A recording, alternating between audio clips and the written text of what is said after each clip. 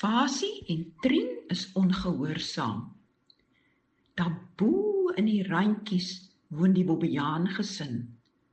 Pa Adoons en ma Gomtrina en hulle 2 klein bobbejaantjies. Fasie is nou 5 jaar en Trien is 3. Daar is nou al 'n paar dae wat pa Adoons sien. Fasie en Trien sit daar teen die randjie op 'n klip en gesels. Hy wonder wat praat hulle so baie. En een middag toe die son al begin sak, sit die 2 weer daar aan praat. Hulle hou hulle koppe so naby mekaar, asof hulle geheime bespreek. Die sterte roer so nou en dan, sien pa Adoons. Pa Adoons wil hoor wat die 2 praat. Hy spring deur aan die kant verby om van agter te kom. Die 2 sien hom nie. Hy kom versigtig nader. Hy is al baie nader. Hy hoor nou so bietjie hoe hulle praat.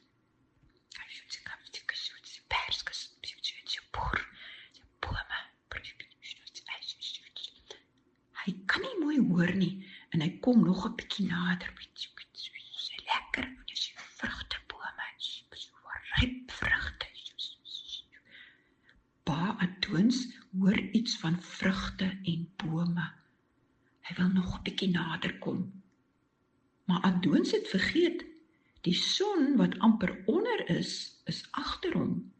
En net toe pa Adoons weer sy kop oplig, maak sy kop 'n lang skaduwee.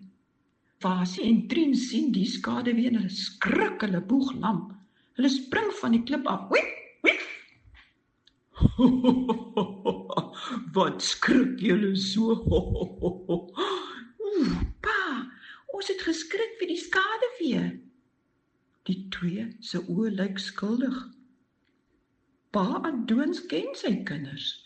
Hy weet, as hulle gesigte so lyk, dan is daar oneerlikheid in sulke oogies.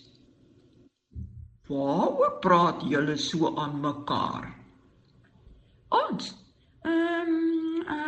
ek en Trien, ons praat nie eintlik nie. Ons sit sommer so en kyk na die mooi koppies deur oorkant. Ons kyk na die natuur.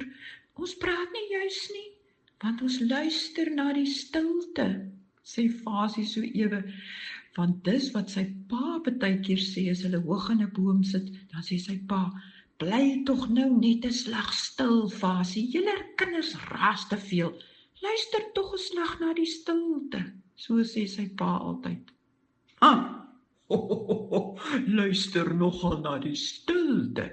Jy wat nooit kan stil bly nie, luister kamstig na die stilte? En ons praat ook van die mooi bome, sê Trien. Nee, Fasie, ons praat ook van die bome, né? Fasie trek groot oë vir Trien. Trien moet tog nie sê hulle praat van bome nie. Trien is nog klein. Net nou sê sy van perskes ook. Trien sien sy moet stil bly, sy moet liewer nie 'n woord verder sê nie. Maar pa Adoons het klaar gehoor hulle praat van ryp vrugte. Hy weet, boer se vrugtebome, daar aanderkant agter daai hoë drade, se perskes hang al ryp aan die bome, net reg vir afblik. Hy sê, julle moet nou mooi vir my luister. Kyk vir my. Hy maak sy oë groot. Onthou julle 2 van julle neefie wat hom oorgekom het? Wat van boer se vrugte gaan vat het? Onthou julle? Die 2 sê niks, hulle kyk net met groot oë vir hulle pa. Onthou julle hoe Kosie oor daai draad geklim het en gaan perskes pluk het? Hulle onthou goed. Ja, toe Kosie weer wou uitklim oor die draad, het hy te veel perskes in sy hande gehad. Hy kon nie vinnig genoeg oor die draad kom nie en toe sien boer hom. En toe gryp hy hom aan sy stert en hy gee hom net daar onder die vrugteboom 'n pak sla, dat Kosie verlang nie op sy boude kon sit nie.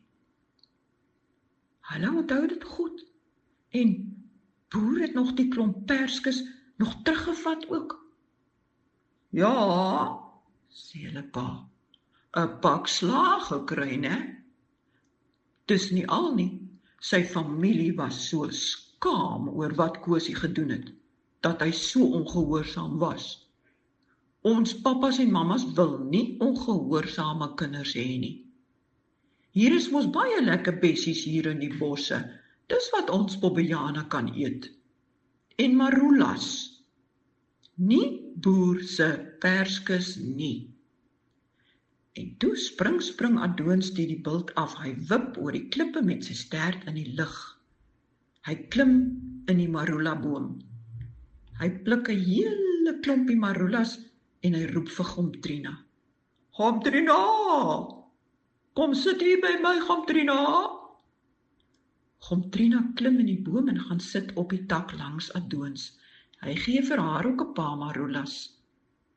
Gomtrina, ek het vandag vir die kinders gesê, hulle moet wegbly van boer se vrugtebome.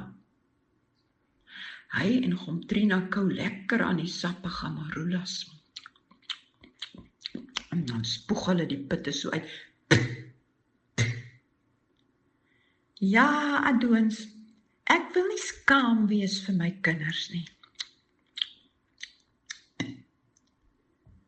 Maar vroeg die volgende oggend, baie vroeg, nog voor die son opkom, gaan roep Fasie vir Trien. Word wakker, Trien, word wakker, kom saam. Sst, Paanma slaap nog, ek het 'n plan. Ons is mos slimmer as Kosie. Ek sal oor die draad klim en net 4 perskes vat, 2 vir jou en 2 vir my. Jy hoef nie oor die draad te klim nie, net ek sal oorklim. Ek sal die perskes vir jou oor die draad gooi, dat my hande leeg kan wees as ek weer moet uitklim. Kosie was dom om al die perskes in sy hande te hou. Mens kan mos nie klim met perskes in jou hande nie. Ons is nie so dom nie. En ons moet nou gaan. Dis nog vroeg. Boer sal ook nog slaap. Trien knik net haar koppie op en af terwyl Fasie so vertel. Sy stem saam. Ja, dis 'n goeie plan, Boetie. Ons is nie so dom soos Kosie nie. En weg is die 2. Onder in die vlei moet hulle eers oor die riviertjie kom. Hulle spring rats oor die klippe, heel vrolik is hulle. Ho, ho, ho, ho. Hulle trek hulle sterte regop. Hulle dink aan hulle slim plan en aan die lekker ryp vrugte. Ho, ho, ho, ho, ho, ho, maak hulle. Toe hulle by die vrugtebome se hoë draad kom, staan hulle eers doodstil en luister. Nie 'n geluid nie.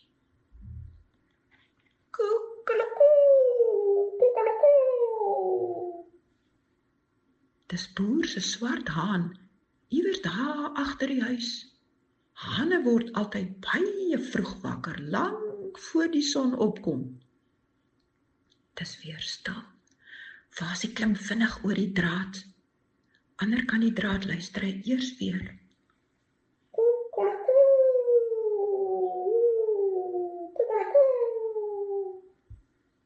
Hy klim in die boom en begin perskes pluk. Vang, Trien! Hy gooi dit oor die draad. 2 vir hom en 2 vir Trien. Hy sien die perskes sit dik in die boom. 4 is darm te min. Bo in die boom sit nog pragtige perskes. Fasie klim bietjie hoër in die boom. Hy pluk nog. Vang, Trien! Nog 'n perske oor die draad. Hy rek nou sy lyf om die hoogste perske by te kom. Sy poot is amper daar.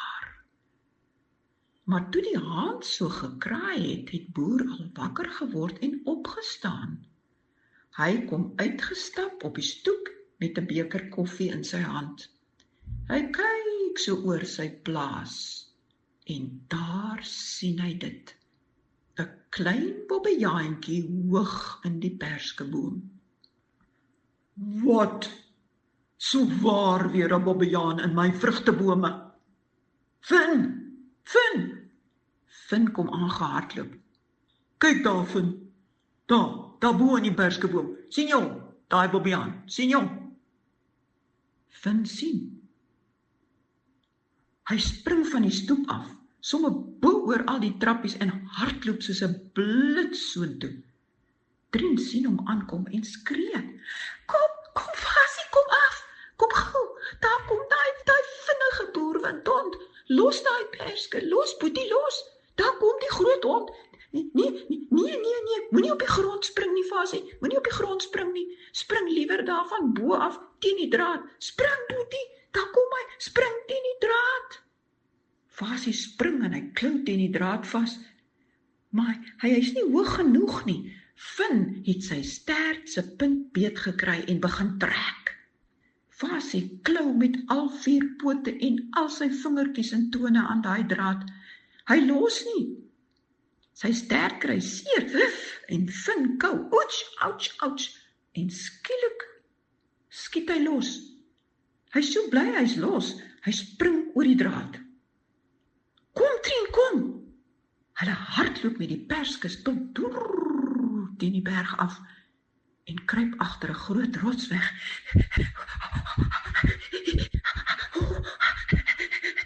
Hulle is so uit asem. Hulle loer, maar hulle sien nie die boerwindhond nie.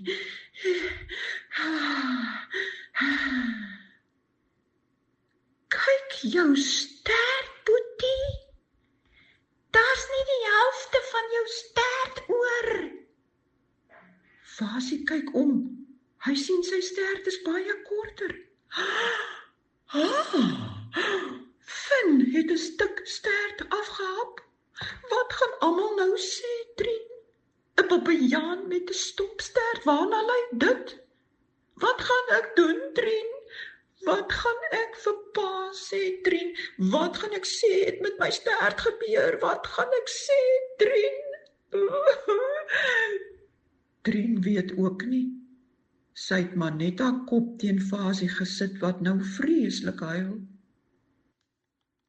Gomtrina moes 'n pleister op Fasie se stert plak, daar waar hy af was. En vir hulle straf moes Fasie en Trien 'n hele middag lank op 'n klip sit, elkeen op sy eie klip, doodstil, niemand mag praat nie.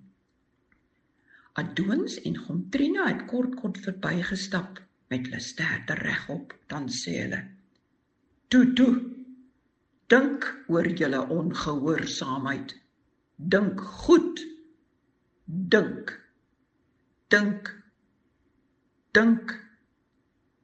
en dan sit die twee maar daar op hulle klippe en dink.